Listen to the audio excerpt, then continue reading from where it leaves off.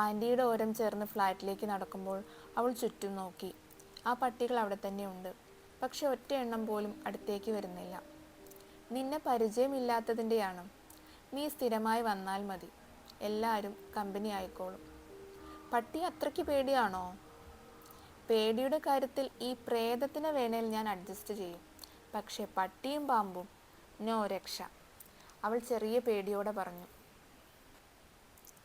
നാട്ടിലെ അതേ രുചിയിൽ ആൻറ്റി ഉണ്ടാക്കിയ മീൻകറിയും ഉപ്പേരിയും എല്ലാം കൂട്ടി ചോറ് കഴിച്ചു തുടങ്ങിയപ്പോഴേക്കും ശാലു ട്യൂഷൻ കഴിഞ്ഞെത്തി.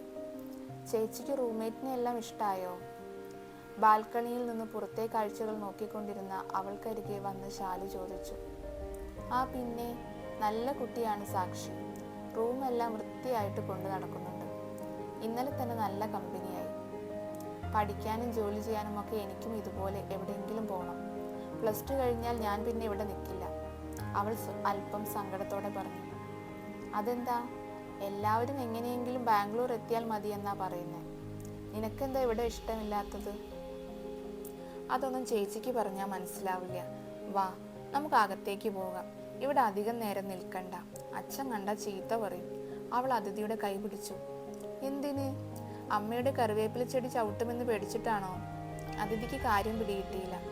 അയ്യോ അതല്ല, ദേ ആ നേരെ കാണുന്ന ഫ്ലാറ്റില്ലേ, അതിൽ ഒരു 4 മലയാളി പയ്യന്മാരുണ്ട്. കഴിഞ്ഞ ആഴ്ച ഞാൻ ഇവിടെ വന്നു നിന്നപ്പോൾ എന്നോട് എന്തൊക്കെയോ ചോദിച്ചു.